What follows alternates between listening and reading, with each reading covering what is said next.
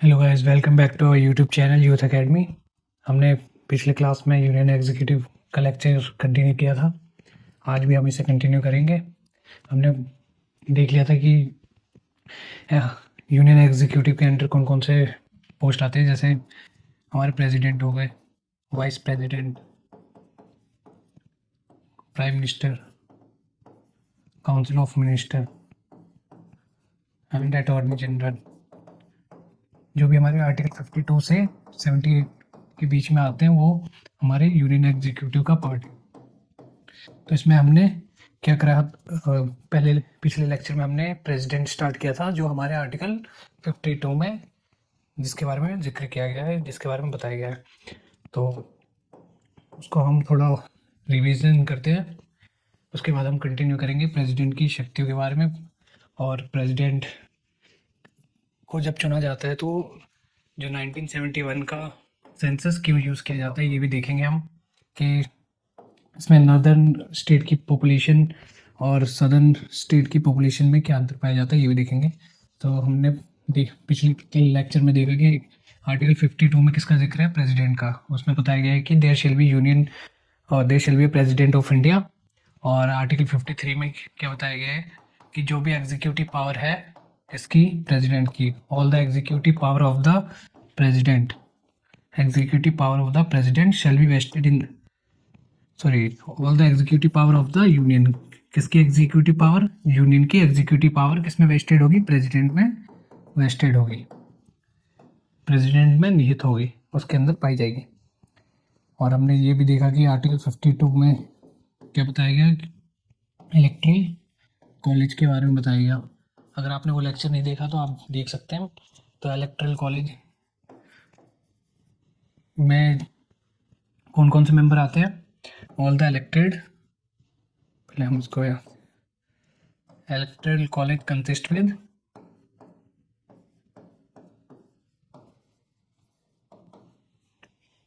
With all the elected members of parliament. जो भी MP है, चाहे वो राज्यसभा से हो चाहे लोकसभा से हो, ये इलेक्टोरल कॉलेज के पार्ट होंगे। और जो भी स्टेट लेजिस्लेचर है, स्टेट जो विधानसभा है हमारी राज्य की, वो भी इसके elected members, only elected members क्या होंगे? प्रेसिडेंशियल इलेक्शन के पार्ट होंगे। और जो 3 यूटी हमारी है, जिसमें क्या स्टेट लेजिस्लेचर पाई जाती है, कौन कौन सी है वो? Delhi, Puducherry and Jammu and Kashmir. ये भी हमने पिछले लेक्चर में कराया था।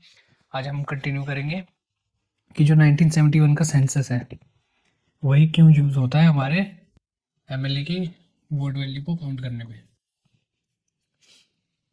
तो इसका एक रीज़न ये है कि जो हमारी पॉपुलेशन है वो 19, जो सेंसस है, जनगणना है हमारी, 1951 में शुरू हुई थी। जो इंडिपेंडेंस के बाद पहली जनगणना थी वो 1951 में शुरू की गई थी, फिर उसके बाद 1961 में की गई, फिर 1971 में, देन 2001, और जो हमारी लास्ट थी 2011 में। तो उसमें क्या है, population growth rate, population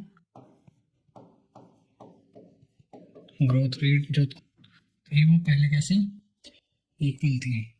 northern, उत्तरी राज्य और सदर्न स्टेट की क्या थी? इक्वल थी। लेकिन जब 1970 के आसपास, इसके 1970 के आसपास जो हमारी सदर्न स्टेट है, जैसे आंध्र प्रदेश, कर्नाटका, केरल, ये सब, इन लोगों ने किस पे जोर दिया? हेल्थ केयर सेक्टर पे, एजुकेशन पे, लोगों को जागरूक करने में, कि जो जितनी हम जनसंख्या कंट्रोल करेंगे, उस पर नियंत्रण करेंगे, ये हमारे लिए क्या होगा? फायदेमंद होगा। तो इन्होंने क्या किया, जो पॉपुलेशन ग्रोथ रेट थी पहले वो इस रेट से बढ़ रही थी, उसके बाद क्या हुआ, इसके बाद डिक्लाइन होने लगी। 1970 के आसपास क्या होने लगी? डिक्लाइन होने लगी। कि कौन से स्टेट की? Southern state. लेकिन जो हमारी नॉर्दर्न स्टेट है, उत्तरी राज्य, उसकी जनसंख्या में कोई फर्क नहीं आया, जबकि उनकी संख्या में वृद्धि देखने को मिली, जिसके कारण इन सब में बहुत असमानता को देखा जा सकता है जनसंख्या में। तो इसी के कारण जब हम प्रेसिडेंशियल इलेक्शन करते हैं तो क्या होता है, उसमें पॉपुलेशन का एक महत्व या इम्पोर्टेंट रोल है। जिस स्टेट की पॉपुलेशन अधिक होगी उसकी क्या जो वोट वैल्यू है एमएलए की, वो क्या होगी, अधिक होगी, सबसे ज़्यादा होगी। तो इसके कारण ही जो हमारी पॉपुलेशन सदर्न स्टेट की है उसकी कम होने के कारण उनको कोई घाटा या फिर उन्हें कोई नुकसान ना हो पॉपुलेशन के कम होने के कारण। इसके कारण ही हम 1971 में जो सेंसस हुआ था उसको हम अपना बेसिस मानते हैं प्रेसिडेंशियल इलेक्शन के लिए। आई होप समझ में आया हो कि जो सदर्न स्टेट को इंसेंटिवाइज करने के लिए, उसको लाभ पहुंचाने के लिए हम 1971 का सेंसस यूज़ करते हैं, क्योंकि जो पॉपुलेशन है उसमें काफ़ी अंतर देखा जाता है उसके बाद। तो इसको हमने टिल 2026 तक हमने कहा कि जो 1971 का सेंसस है वो इस ईयर तक कारगर होगा, इफेक्टिव होगा। इसके बाद जब अमेंडमेंट किए जाएंगे तो हम देखेंगे कि ये कौन से ईयर तक बढ़ाया जाता है। बट अभी 2026 तक कोई भी प्रेसिडेंशियल इलेक्शन होता है तो कौन सा सेंसस यूज़ होगा, 1971 का सेंसस यूज़ होगा। इसमें यही समझाया गया है। तो इसको हमने एक शॉर्ट नोट में एक आंसर आप सही से लिख सके उसके फॉर्म में हमने इसमें आंसर राइटिंग कराई है। इसको आप देख सकते हैं। इसमें क्वेश्चन है why 1971 census is being used to calculate the value of the vote। इसमें क्वेश्चन है कि जो वोट वैल्यू है उसमें 1971 का सेंसस क्यों यूज किया जाता है, उसी से ही क्यों कैलकुलेट किया जाता है, 2001 से क्यों नहीं किया जाता है, 2011 से क्यों नहीं किया जाता। तो जैसे अभी हमने समझाया कि क्या है, the 1971 census is still being used, अभी भी ये यूज किया जाता है क्योंकि यूज टू इंसेंटिवाइज, लाभ पहुंचाने के लिए, the state to adopt the status sorry incentivize the state to adopt by southern state during the 1970s and the population policies, जो सदर्न स्टेट के द्वारा पॉपुलेशन पॉलिसी अपनाई गई जिसके कारण उनकी जनसंख्या में कमी आई, उसको कोई नुकसान ना पहुंचाए जिसको सदर्न स्टेट को। इसी के कारण हम 1971 का डाटा या फिर उसकी कैलकुलेशन यूज करते हैं हमारे प्रेसिडेंशियल इलेक्शन में। adopted by the southern states also got reflected in their population, जो उनकी पॉपुलेशन क्या हुई, जो पॉपुलेशन पॉलिसी अपनाई गई उनको नियंत्रण करने के लिए जनसंख्या, तो उनके ग्रोथ रेट में भी देखने को मिली। ये नहीं कि सिर्फ वो कागजी तौर पर है, लेकिन वो रियलिटी में भी देखने को मिली है, जिसके कारण हम 1971 का डेटा यूज़ करते हैं। और ये अरेंजमेंट कब तक है, 2026 तक। और ये अमेंडमेंट कौन सी थी, 84th कॉन्स्टिट्यूशनल अमेंडमेंट एक्ट 2001 के द्वारा इस डेट को कब तक फ्रीज कर दी गई, 2026 तक। तो ये क्वेश्चन भी बनता है कि कौन से डेट, कौन से अमेंडमेंट के द्वारा ये 2026 किया गया, वो 84th कॉन्स्टिट्यूशनल अमेंडमेंट एक्ट 2001 था। तो इसको कब तक फ्रीज कर दिया गया, 2026 तक के हम 1971 का ही यूज़ करेंगे डाटा का। अब आगे देखते हैं। इसमें मैनर ऑफ इलेक्शन, आर्टिकल 55 में क्या दिया गया है, मैनर ऑफ इलेक्शन इस पे। तो आर्टिकल 55 में हमने पिछली क्लास में भी देखा कि आर्टिकल 55 क्या बताता है, दो प्रिंसिपल बताते हैं हमारे, कौन कौन से, यूनिफॉर्मिटी और पैरिटी। आई होप आपको रिमेंबर हो, अगर आपने देखी नहीं वो क्लास तो देख सकते हैं। तो यूनिफॉर्मिटी से हमारा तात्पर्य यह है कि जो सिमिलैरिटी है वो किसमें, स्टेट के बीच में, जो भी हमारे 28 स्टेट पाए जाते हैं तो उनके बीच में असमानता ना देखी जा सके जाए पॉपुलेशन के आधार पर। तो इसमें क्या है, इसमें था similarity in representation, amongst the state.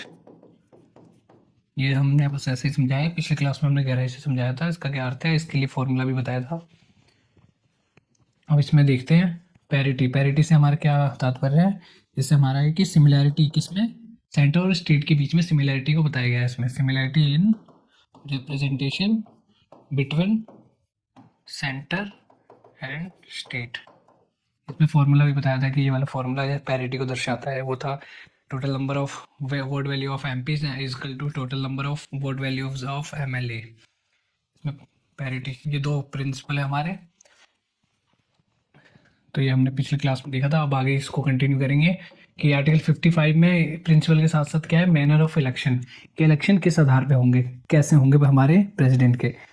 तो जो नॉर्मल इलेक्शन होता है वो हमारा वो कैसे होता है, वो होता है FPTP मेथड से, first past the post system. इसने पहले अधिक वोट हासिल कर लिया, वो क्या हुआ, जीत गया। वो क्या है, FPTP मेथड।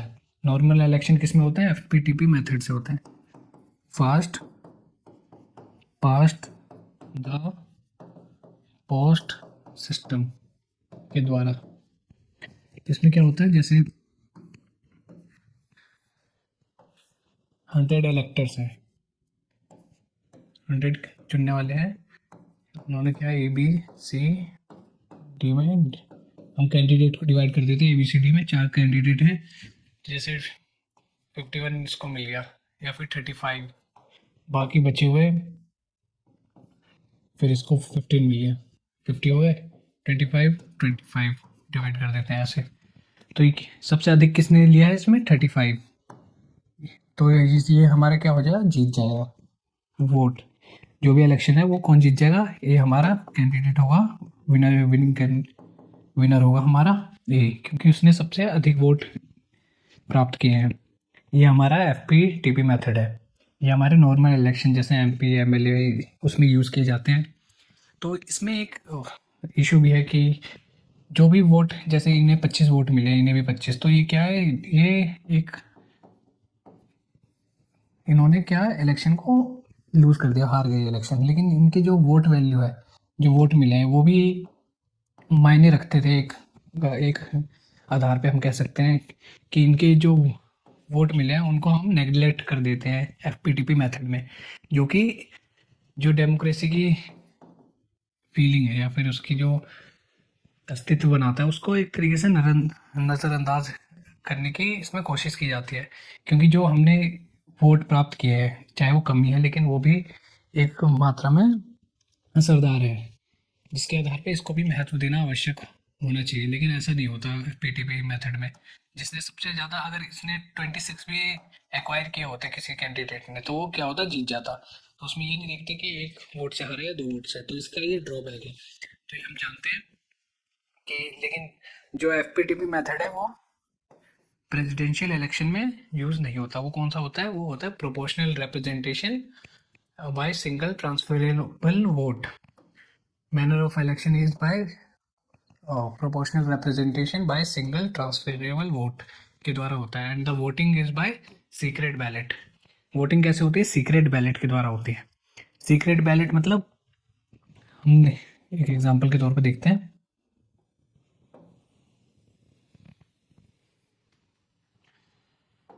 जो नॉर्मल जैसे MP MLA की जो लोकसभा या राज्यसभा में बैठक होती है, मीटिंग होती है, उसमें जैसे कोई मेंबर ऑफ पार्लियामेंट है लोकसभा में मान लीजिए, तो उसमें क्या होता है, वो बैठक या फिर उसमें कोई डिसीजन लेना होता है मीटिंग में, तो वो क्या करती है, पार्टी विप या फिर जिसे पार्टी की डायरेक्शन या पार्टी विप कहते हैं, उसके आधार पर वो वोट करते हैं। जैसे किसी पार्टी वाले कैंडिडेट ने या फिर उसके हेड ने कह दिया कि इस मुद्दे पर हमें ये सहमति या फिर इसमें हाँ या ना कहना है, तो जो भी पार्टी के मेंबर होंगे वो उसी आधार पर वोट करेंगे। अगर उसके हेड ने कह दिया इसमें इस पॉलिसी को लाना है या नहीं लाना है, उसको अगर कह दिया लाना है, तो बाकी जो भी मेंबर होंगे उस पार्टी के, उसको जैसे कहना होगा कि हमें भी लाना है। अगर उन्होंने मना कर दिया कि हमें नहीं, तो वो पार्टी, क्योंकि वो सीक्रेट बैलेट नहीं है, वो ओपन बैलेट है, जो मीटिंग में क्या किया जाता है, चूज़ किया जाता है जो भी डायरेक्शन है, तो वो पार्टी के डायरेक्शन को फॉलो करना उनको आवश्यक है। नहीं तो वो क्या हो जाएगा, वहाँ पे एंटी डिफेक्शन लो, जो हमारे 10th शेड्यूल में, ये हम कंटिन्यू करेंगे आगे तब समझाएंगे। 10th शेड्यूल में तो उन पे क्या हुआ, एंटी डिफेक्शन लो कर दिया जाएगा और उनको पार्टी से निष्कासित या फिर हटा दिया जाएगा। लेकिन यहाँ पर क्या है, यहाँ पे सीक्रेट बैलेट है। यहाँ पर कोई भी अगर वोट करेगा प्रेसिडेंट को तो वो पता नहीं रहेगा कि किसने किसको वोट किया है। अगर किसी पार्टी का मेंबर उसके अगेंस्ट भी जाता है अपने पार्टी के, तो वो क्या होगा, वो किसी पार्टी के हेड को नहीं पता चलेगा, क्योंकि वहाँ क्या है, सीक्रेट बैलेट है। लेकिन जो पार्टी की मीटिंग होती है या राज्यसभा का इलेक्शन होता है, उसमें क्या होता है, ओपन बैलेट होता है। उसमें पार्टी की विप या एंटी डिफेक्शन लॉ इफेक्टिव होता है। तो आई होप यहाँ तक समझ में आया हो कि secret ballot and open ballot में क्या अंतर है, और ये कैसे एंटी डिफेक्शन लॉ के लिए इफेक्टिव हो जाते हैं अगर कोई पार्टी का मेंबर अपनी पार्टी के द्वारा दिए गए डायरेक्शन को फॉलो नहीं करता है। तो यही बताया गया। मैनर ऑफ इलेक्शन क्या है, प्रोपोर्शनल रिप्रेजेंटेशन के द्वारा, और सिंगल ट्रांसफरेबल वोट उसमें होता है। और वोटिंग कैसे होती है, सीक्रेट बैलेट के द्वारा होती है। हम नेक्स्ट देखते हैं। अब देखते हैं इनडायरेक्ट इलेक्शन। हम जानते हैं कि जो प्रेसिडेंट का इलेक्शन होता है वो इनडायरेक्ट ही क्यों होता है, उसको डायरेक्टली भी तो चूज कर सकते हैं हम।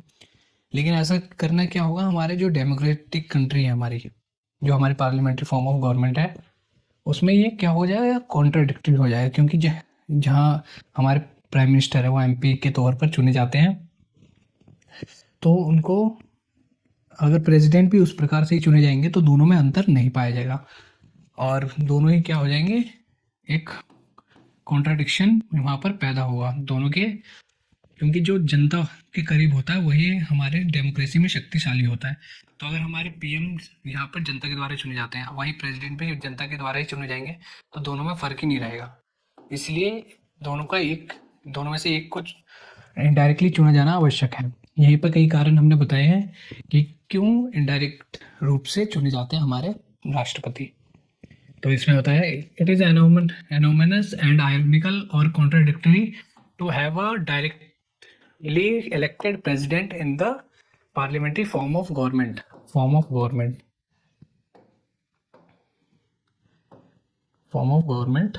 As he is the only and nominal head.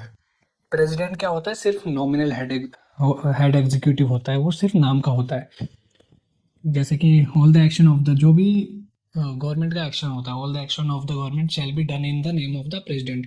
President का सिर्फ नाम ही होता है उस पॉलिसी पे जो भी बनाई जाती है, उस क्या नाम है, जो भी लॉज रूल्स हैं, नियम कानून है, उस पे प्रेसिडेंट का सिर्फ नाम होता है। और बनाने वाला कौन होता है, हमारे एमपीज होते हैं, और council of minister, member of parliament, जो कि हमारे प्राइम मिनिस्टर भी होते हैं।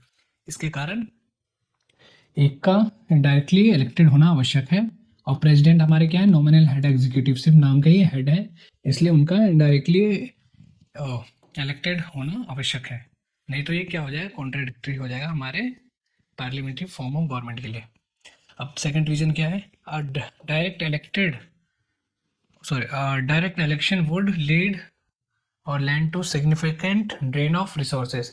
अगर दोनों को ही हम क्या करेंगे, डायरेक्टली इलेक्टेड करेंगे, तो ये हमारे जो संसाधन है उसकी भी क्या होगा, उसका भी नुकसान या फिर उसके भी खामियाजे के रूप में देखा जाएगा। जैसे समय व्यर्थ होगा फालतू में, जो पैसे हैं, कीमत है, आपको जानते हैं कि जो हमारे इलेक्शन है वो उसमें कितने पैसे खर्च होते हैं, मानव संसाधन भी कितना यूज़ होता है, कितने सारे लोगों को हायर किया जाता है वोटिंग के लिए हमारे, और भी। तो ये सब कारण है कि वो क्या हुआ, ड्रेन ऑफ रिसोर्सेज, संसाधनों का क्या होगा, उसकी हानि होगी अगर हम दोनों को ही डायरेक्टली इलेक्टेड करेंगे। तो ये सेकंड रीजन था। अब थर्ड रीजन देख लेते हैं। There was a fear within the member of the constitute assembly. उनकी कॉन्स्टिट्यूशन असेंबली थी, उसमें क्या था, हमारे मेंबरों में डर था कि directly elected president might emerge as a parallel centre of power. तो जो हमारे कॉन्स्टिट्यूशनल असेंबली थी उसमें भी एक डर था कि जो प्रेसिडेंट को भी अगर हम डायरेक्टली इलेक्टेड ही करेंगे तो फिर पीएम, प्राइम मिनिस्टर और या फिर गवर्नमेंट या फिर एग्जीक्यूटिव में कोई अंतर ही नहीं रहेगा, दोनों के पास ही असीम शक्तियाँ होंगी, जो क्या बनेगी, सेंटर ऑफ पावर। प्रेसिडेंट के लिए शक्तियों का केंद्र बन जाएगा हमारा प्रेसिडेंट, और वो इस देश को अपने तरीके से मॉडिफाई या संचालित कर सकेगा। इसके लिए इसको क्या ऐसा प्रावधान लाया गया है कि जो हमारे प्रेसिडेंट होंगे वो डायरेक्टली इलेक्टेड होंगे। तो आई होप समझ में आया हो। आप उसको नोट डाउन भी कर सकते थे। वो एक पॉइंट वाइज आंसर है। एक जो आमतौर पर पूछे जाने वाले क्वेश्चन है कि प्रेसिडेंट को डायरेक्टली री इलेक्टेड ही क्यों करते हैं, हमारे देश में प्रेसिडेंट को इलेक्टेड ही क्यों करते हैं। ये भी हमने पिछली क्लास में कराया था कि प्रेसिडेंट हमारा इलेक्टेड ही क्यों होता है। वो जापान या फिर यूके की तरह मोनार्की या फिर वंशानुगत या वहाँ राजा क्यों नहीं होता। तो ये हमने बताया था कि प्रेम्बल में हमारे रिपब्लिक वर्ड यूज़ किया गया है, जिसका मतलब जो हमारा हेड एग्जीक्यूटिव होगा, हेड ऑफ द स्टेट होगा, वो क्या होगा, इलेक्टेड होगा, जिसके कारण हम अपने प्रेसिडेंट का क्या करवाते हैं, इलेक्शन करवाते हैं। तो इसमें बताया गया है कि FPTP मेथड का एग्जांपल दिया गया है कि जैसे 100 इलेक्टर्स हैं तो उसमें 35 ए ने 35 एक्वायर कर लिया, बी ने, तो यहाँ पे इलेक्शन कौन जीता, हमारा जो एक कैंडिडेट है, कैंडिडेट नंबर ए, वो जीत जाएगा क्योंकि सबसे ज़्यादा वोट किस पे है, 35 इस पे है। लेकिन जो इसके डी को वोट मिला है, सी को मिला है, ये सब व्यर्थ गए। तो ये व्यर्थ नहीं जाने चाहिए क्योंकि इनकी भी एक इम्पोर्टेंस है। तो ये बताया गया कि FPTP मेथड हमारे लिए क्यों लाभदायक नहीं है। तो इसमें क्वेश्चन भी बनते हैं कि जो FPTP fast pass the post system है, उसके अंदर कंट्रोवर्सी क्या है, उसको हम कैसे सुधार सकते हैं, या वो मेथड कारगर भी है आज के दौर में या नहीं। तो ये हम देखते हैं। कंट्रोवर्सी रिगार्डिंग FPTP इज क्या है, इट डज नॉट कौन, FPTP does not represent the true desires of the voter. जो वोटर के जो ट्रू डिजायर है, जो चाहते हैं वोटर, हमारी जनता चाहती है, वो उसको दर्शाता नहीं है पूरी तरीके से। It is against the spirit of democracy, वो डेमोक्रेसी के स्पिरिट के क्या है, अगेंस्ट है, ये भी है। And it does not count the rejected voters. तो इसमें एक जैसे एग्जांपल दिया था, जो रिजेक्टेड वोटर्स हैं हमारे, उसको क्या करते हैं, वो काउंट नहीं करता है, कौन, FPTP मेथड। तो इसके रिगार्डिंग ये कंट्रोवर्सी है। नेक्स्ट देखते हैं हम, प्रोपोर्शनल रिप्रेजेंटेशन। हमारे प्रोपोर्शनल रिप्रेजेंटेशन में जो हमारा एक कोटा सेट किया जाता है, कोटा मतलब जो लीस्ट नंबर ऑफ वोट चाहिए होता है हमें जीतने के लिए चुनाव, तो उसको हम 50% या फिर मोर देन 50 + 1 51 लेके चलते हैं कि इतना, अगर 100 कैंडिडेट 100 इलेक्टर्स हैं तो 51% हमें चाहिए किसी भी कैंडिडेट को इलेक्शन जिताने के लिए। 51%, 50 + 1। तो इसमें हमने यही कहा गया, in every proportional representation election system a quota is calculated. Quota को कैलकुलेटेड किया जाता है PR सिस्टम में। कोटा क्या होता है, which is least number of vote that represent the majority. जो मेजोरिटी को दर्शाता है, वो कम से कम जनसंख्या, लीस्ट नंबर ऑफ वोट यहाँ बताया गया है जो किसको, मेजोरिटी को दर्शाता है। तो जैसे हमने बताया कि 100 इलेक्टर्स हैं तो 51 क्या है, लीस्ट नंबर ऑफ वोट जो मेजोरिटी को दर्शाए, 51 आधे से एक अधिक। तो ये हमारे लीस्ट नंबर ऑफ वोट को दर्शाता है। Quota, total number of valid vote. तो इसमें कोटा कैसे काउंट किया जाता है ये देखते हैं। कोटा का फॉर्मूला है, quota is equal to total number of valid votes, जितने भी इलेक्टर्स हैं हमारे, जैसे 100 इलेक्टर्स मान लेते हैं या 1000 मान लेते हैं, जितने भी हमारे जो क्या करेंगे, वोट करेंगे, चुनेंगे, ऊपर आ जाएगी। जैसे हमने यहाँ पर एग्जाम्पल के तौर पर देख लेते हैं, आई होप आपने इसे लिख लिया होगा, यहाँ पे हटा देते।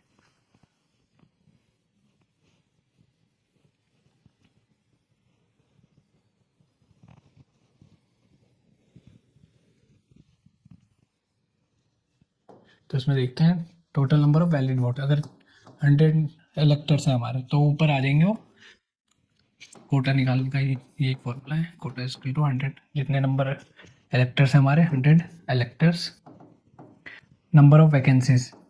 तो यहाँ पर जितनी भी वैकेंसीज है, जैसे हमारे प्रेसिडेंट के लिए कितनी, एक वैकेंसी है, तो हमारे यहाँ पे क्या लिखेंगे, 1, और यहाँ पर सिर्फ 1 कर देंगे, ये हमारे फॉर्मूले में ही है। और इसको पूरे को डिवाइड करेंगे किससे, ओ सॉरी, पूरे को ऐड कर देंगे 1 में। तो हमने यहाँ पे कितने 100 इलेक्टर्स माने थे, यहाँ 2 हो जाएंगे, तो ये क्या हो जाएगा 50 + 1, 51 हमारा क्या हो जाएगा, पासिंग मार्क्स। जिसने भी 51 एक्वायर कर लिया वो हमारे क्या हो जाएंगे, प्रेसिडेंट बन जाएंगे। जो हमारे नंबर ऑफ वैकेंसीज हैं, जैसे प्रेसिडेंट की कितनी वैकेंसी है हमारे देश में, एक ही होगी, तो वहाँ पे क्या है, एक लिखा जाएगा। तो यहाँ पे हमेशा एक आएगा, जितने नंबर ऑफ वैकेंसी है, जितने के लिए चुनाव किया जा रहा है। अब देखते हैं एसटीबी, बैलेट पेपर्स प्रेफरेंस। जो सिंगल ट्रांसफरेबल वोट है उसमें क्या किया जाता है, एसटीबी का फुल फॉर्म है सिंगल ट्रांसफरेबल वोट। इसमें क्या किया जाता है, बैलेट पेपर दिया जाता है हर कैंडिडेट को, सॉरी हर इलेक्टर्स को, किसके, कैंडिडेट के। जैसे यहाँ पर चार है, ए बी सी डी, चार। तो इसमें हर इलेक्टर्स को क्या किया जाता है, प्रेफरेंस चूज करने या प्रेफरेंस देने के लिए कहा जाता है। तो इसमें भी अलग अलग तरीके के प्रेफरेंस होते हैं। इसमें जैसे हमें जो हमारे इसमें एक इम्पोर्टेंट टर्म है सिंगल ट्रांसफरेबल वोट में, कि हमें जो पहली प्रेफरेंस है वो देना आवश्यक है। जैसे हमने ए को दे दिया सेकंड प्रेफरेंस, बी को फर्स्ट, सी को फोर्थ, डी को सेकंड या थर्ड, सॉरी। तो ये हमारी क्या होगी, ये वोट हमारी क्या कहलाएगी, वैलिड कहलाएगी। वहीं हमने सेकंड बैलेट पेपर में क्या क्या प्रेफरेंस दी, जैसे 4 3 2 1 हमने दिया ही नहीं, तो ये क्या कहलाएगा, ये हमारा वैलिड नहीं कहलाएगा। आई होप समझ में आया हो, ये नॉट वैलिड हो जाएगा हमारा, वैलिड निकल आएगा। और थर्ड है हमारा, इसमें हमने फर्स्ट प्रेफरेंस दे दी, फोर्थ दे दी, थर्ड, सेकंड नहीं दी। आई होप यहाँ तक समझ में आया हो। तो ये भी हमारा क्या कहलाएगा, वैलिड कहलाएगा। अभी हम समझाएंगे क्यों। और जो हमारा फोर्थ है, इसमें हमने सिर्फ एक ही प्रेफरेंस दी, बाकी हमने खाली छोड़ दिया। आप उसको पहले ध्यान से देख लीजिए, फिर हम समझाएंगे जो फर्स्ट प्रेफरेंस है वो इम्पोर्टेंट क्यों है हमारे प्रेसिडेंशियल इलेक्शन के लिए।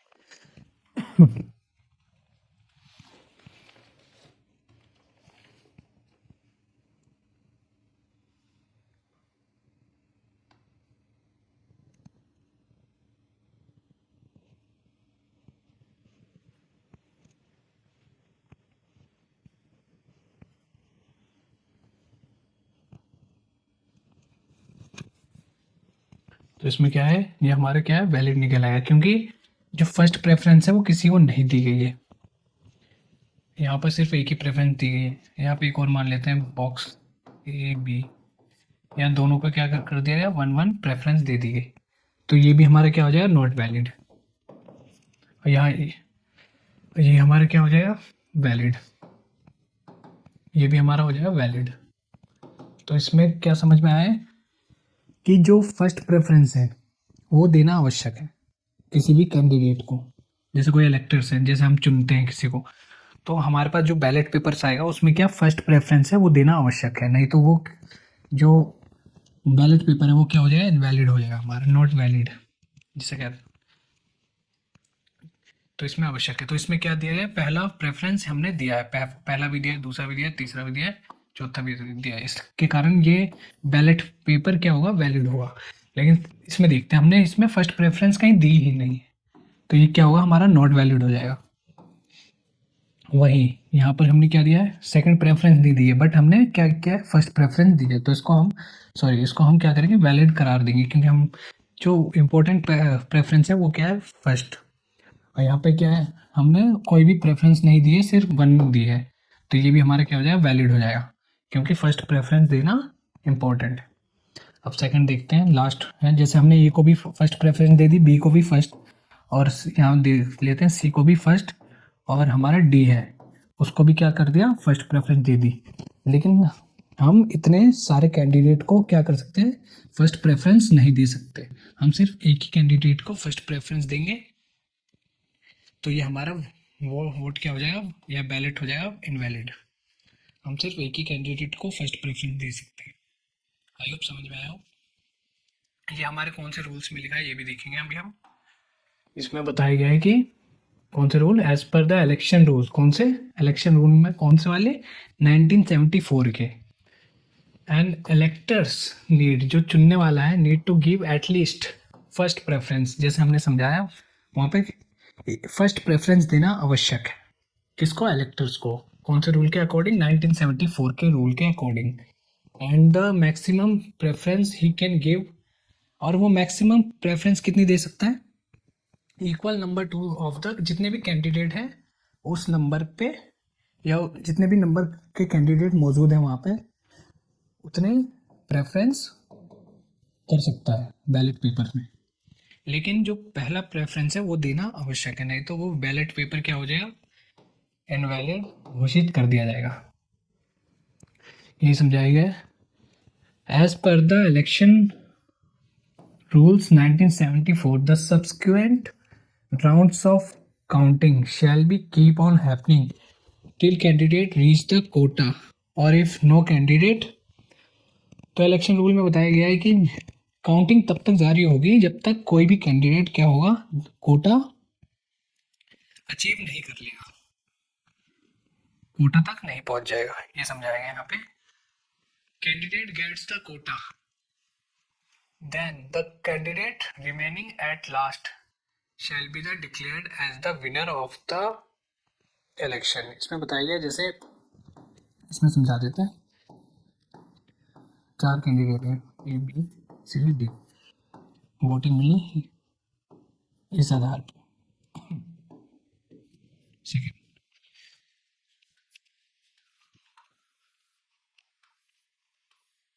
सेकेंड बैलेट पेपर में हमारी क्या है? First second, A B C D, 4 candidate है, इनको दिया गया सेकंड, थर्ड, फर्स्ट, फोर्थ। तो सबसे कम वोट किसको मिले इसमें? सी को मिले, fourth preference. First ballot paper के हिसाब से सी हमारा क्या है? विनर है। सी को सबसे ज़्यादा वोट मिले तो फर्स्ट प्रेफरेंस इसमें हो गई। लेकिन जो जब सेकंड प्रेफरेंस देखा गया तो उसमें वोट किसको मिले हैं? डी को।